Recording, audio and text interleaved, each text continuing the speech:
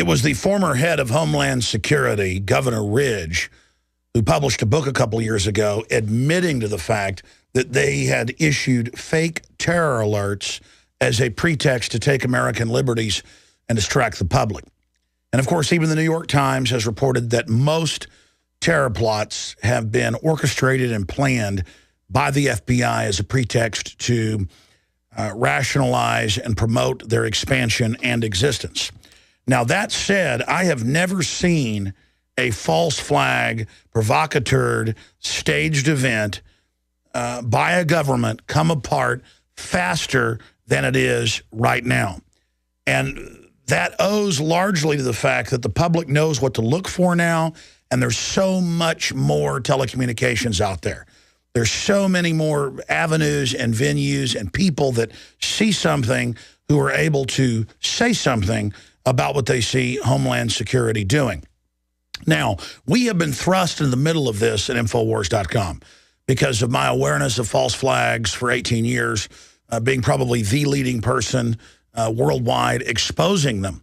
And there are so many thousands of people that have been doing a great job doing it. But because of my prominent role in focusing on this, we are the big target by the corporate media and major institutions and intelligence agencies that are very upset over the fact that their favorite mechanism of social control is being demolished in front of their eyes. They love to be able to use the organ of false flag, self-inflicted wound, provocateur, and staged events to take control of society.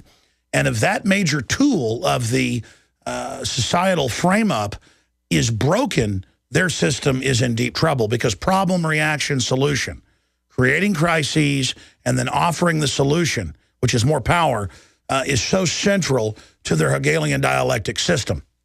Now, that said, I want to go over just some of the latest breaking news. Now, remember, there was a drill going on before, during, and after the marathon of a bombing. That was in the Boston Globe. And they did drills back in 2008 as well with the same thing. So their denial of that shows the fact they're hiding something. And the fact that the Secret Service came and got in our reporter's face, Dan Badandi, when that's not their jurisdiction or their role, the president was nowhere around at those press conferences and threatened him to not hand out pictures, to not show contractors and people that were there part of the drill, to not show some of the Saudi Arabians, shows that from the very highest levels of the White House, they're scared. And I'm going to get to that right now. This is a big deal. And quite frankly, politically, I can see it, but also in my gut, I know Infowars.com and my operation is in the greatest danger it's ever been because we are following this trail, and it is hot, and it is red hot. And we early on pointed out a bunch of prominent Saudis connected to the royal family who were there, some of them that were injured, and the fact that there was an attempt to cover up that fact. The attempt to cover up in basic criminology is one of the biggest red flags. And the White House has been forced to admit that, okay, we denied last week that this was going on and said that Drudge wasn't credible when Drudge was credible. It was hard to ascribe credibility to them, and I don't know if I would put Forbes and Drudge in the same sentence, but linking to the reports at Infowars.com and theblaze.com showing these prominent Saudi Arabians and the fact that they'd been persons of interest. Infowars.com was the first to release that information. And she came out and said, don't look at that. But he is being deported. No, like I said, again, I don't even think he was technically a person of interest or a suspect. That was a wash, and I'm unaware of any proceeding there. I will clarify that for you, but I think this is an example of why it is so important to let law enforcement do its job. I want them to do their job, and that's why I say, wouldn't you agree with me that it's negligent for us as American administration to deport someone who was reportedly at the scene of the bombing, and we're going to deport him not to be able to question him anymore? Is that not negligence? I'm not going to answer that question. It is so full with misstatements and misapprehensions that it's just not worthy of an answer. CBS reports the gentleman was there. We did detain him at the hospital. He was covered with blood. We've cleared him of any wrongdoing, but it has been reported he is being deported on. There's been so much reported on this that's been wrong, I can't even begin to tell you, Congressman. We will provide you with accurate information as it becomes available. So now skip ahead 6 days, and Homeland Security and the White House have to quietly admit that, okay, Ali al-Harabi indeed was on the terrorist watch list, did visit the White House many times, in some cases being there for many hours. And okay, Michelle Obama did visit him, and we tried to cover this up. And okay, the Saudi foreign minister did have an emergency meeting with us the night of the bombing. But we don't want to discuss it, national security. So again, at every level, they don't want these pictures circulated. At every level, they're threatening reporters. At every level, they've got something to cover up. Today, we are enlisting the public's help to identify the two suspects. These images should be the only ones, and I emphasize the only ones, that the public should view to assist us. Infowars.com. We're aware of the lies. We're going to expose your lies. Again, the world is aware of false flags. Okay, we're not afraid of you. Okay, we got a constitutional right. We know about the false flags. Okay, we're aware of it. Infowars.com. He's an American citizen. That's right. And the big revelations just keep coming. The Georgia Senator Chambliss told News in Georgia that he had intel and information that agencies and groups knew about the plan for the bombings and didn't share that information and basically did nothing. Was there any prior knowledge of? Because according to BostonGlobe.com, they said they were doing drills this morning for the same exact thing that happened, according to BostonGlobe.com. Now, was you guys given any warning ahead of time of this taking place? As I said earlier, there was no specific intelligence. We certainly increase our posture around a big event like this. All of those things happened in preparation for this event, but there was no specific intelligence that anything was going to happen. But now let's go back to a report from last Friday, April 19th, by Kurt Nimmo, where he pointed out that major Western foundations run by Zbigniew Brzezinski on record have been funding the very terror groups in Chechnya, Dagestan, Georgia, and other areas that have been carrying out terror attacks on Russian-controlled areas as a pretext to destabilize that country. Just as the White House, advised by Brzezinski, is using al-Qaeda in Libya and Syria against groups. I mean, this is such an incredible war crime.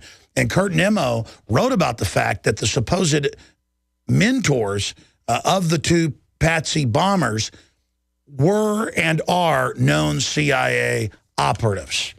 Then fast forward back to Wednesday, April 24th, when it comes out in the Russian and the Georgian news, and the Georgian government releases the documents, their military, that indeed Tamerlan, the older brother, was in a CIA-sponsored State Department elite meeting for these recruits in Georgia. Then you go back and look at how he had an alias that he was allowed to use going back and forth in the U.S., a fake alias. Those only work if they want to let you back in. This was authorized. This guy has all the MO of an asset, of someone being told that he's being groomed to be in the CIA. When you see the CIA ads on TV for young people to join, they're looking for people to not just bring them coffee. They're not just looking for young women to, give them sexual favors on the desk. They are looking for people to set up. And I want to explain something to you. This is 101 in intelligence, in a dirty intelligence system. This is how this stuff works. And these guys were clearly set up. Now, did they really bomb things? They could have been part of the drill. That's why you have a drill. Everybody brings a black backpack. You've got dozens of people with black backpacks. You've got Army people. You've got what looks like SEAL contractors. You've got it all going on in a drill so that everybody feels comfortable. Everybody walks in with their backpacks. You leave your backpack part of the drill to test and see if the police find it. Then it goes off. You're a little freaked out, but you didn't do anything. You're naive. America's the good guys. You don't know that America's been taken over by global crime syndicates.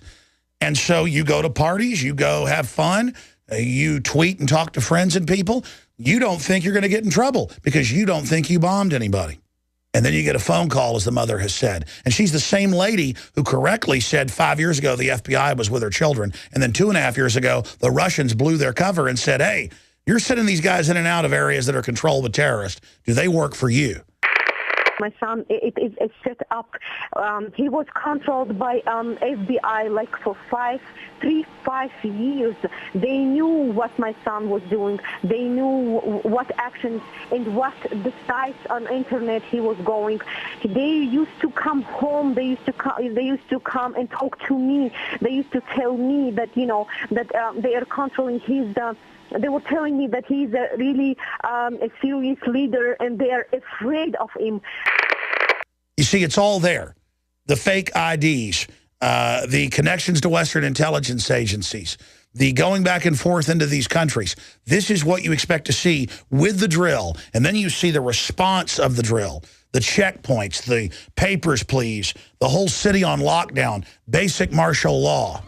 People chanting USA as their Bill of Rights goes up in smoke, and women come out of their houses with guns aimed at them, and the police say, well, they could all be with the terrorist. This is about America not being innocent until proven guilty, but being guilty until we're fully enslaved. Guilty until proven innocent. It's even worse than that. It's guilty until we submit to total tyranny. It's about all of us being suspects, but the very groups, the intelligence services and the security services, which are famous in history, going back to Rome for staging events as a pretext for control. Is there real terrorism? Yes, it happens in the Middle East. It's asymmetrical warfare. It's people fighting back with unconventional weapons because they've been disarmed. I'm not endorsing what they do. It's called asymmetrical warfare. It's not called terrorism. Resisting the globalist occupation is called terrorism. Okay? That's what they call it. Whether you agree with the globalist occupation or not, the point is they call resisting terrorism. Anytime bombs are used to target innocent civilians, it is an act of terror. Anytime bombs are used to target innocent civilians, it is an act of terror. But outside of some of the Middle Eastern events and others, almost every event has been staged. And that's why we moved the final piece of information. I saw the buildup to blame the Tea Party, conservatives, libertarians, returning veterans for terrorism, and flip from it being Muslims as the pretext to give up our rights to patriots, because that's the globalist main enemy, because we resist what their program is trying to carry out. And I said that the dramas, the sitcoms, all the movies, they're going to try to go after the patriot movement with staged events. And they were salivating when this happened, saying they were going to blame it on us. Some who believe it might be right-wing terrorists. If it was more conventional explosives, which are much harder to get hold of now, that might be some other kind of right-wing extremists. And we... Normally, domestic terrorist people tend to be on the far right, although that's not a good category, just extremists. Tax day, was it someone who was pro, you just don't know. But that it could be homegrown extremists who, of course, have attacked in the past within America. Etc. Now, if it's a right-wing white guy... They made arrests and then released people and then evacuated courthouses. They flipped the plan because we had exposed it. And I even said on air, watch them try to blame us. And sure enough, Associated Press came out and said, there's some secret bad influence that did this. And then they say Infowars.com. And we saw the headlines. Tamerlan linked to Infowars conspiracy theorist Alex Jones. In Australia, alleged Boston bomber was Alex Jones conspiracy fan. Tamerlan was an Alex Jones fan. Salon. Accused marathon bomber influenced by Infowars. Tamerlan believed in basically every conspiracy theory. The bombing patsies come from a pretty professional family. Lawyers, oil company people, you name it. They came out day one saying a setup's happening here. They could set any of us up if they get away with this. This is the security service takeover of America. And they are trying to sell us that tyranny is actually security, and it's not. Tyranny is the opposite of security. And they're now trying to frame Infowars.com with absolutely no evidence. Hey, some guy in a foreign country said he liked Infowars. This is just incredibly creepy. To be so on target and exposing their program, and to have America waking up to it, and to have them have to go so far as to try to connect us to it, really just shows that we're effective. You've got to realize there's different forces in this world. There's not just evil. There's also good. But there's also the complacent big middle that wear their complacency like a shield, and you're the people that are allowing all this evil to take over.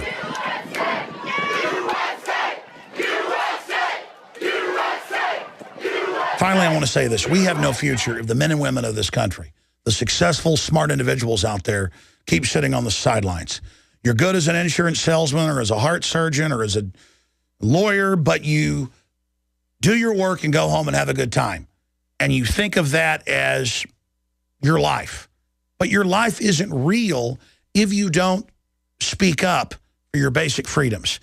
There is no special interest for freedom and due process and private property and family in this country. And that's why it's all under attack. You have to stand up as a special interest for basic human dignity and liberty.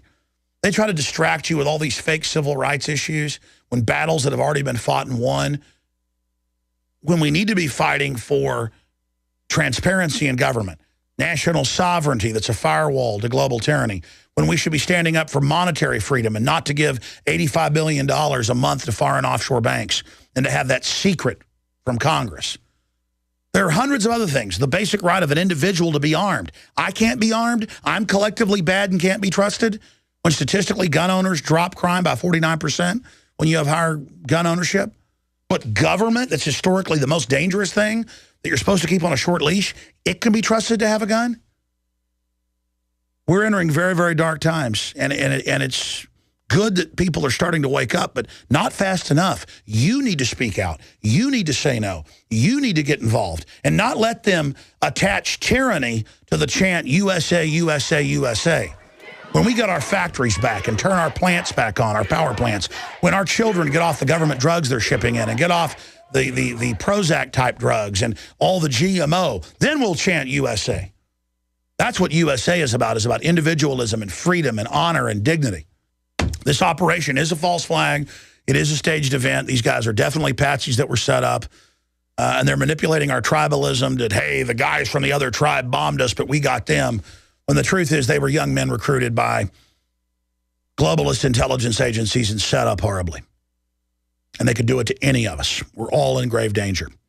That's our report. I hope you get it out to everybody you know, because this thing was a staged event. Was it completely provocateur?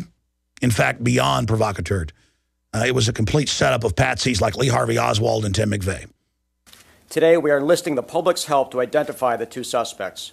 These images should be the only ones, and I emphasize the only ones, that the public should view to assist us. Yes, these men and their hypnotized followers call this a new order. It is not new, and it is not order.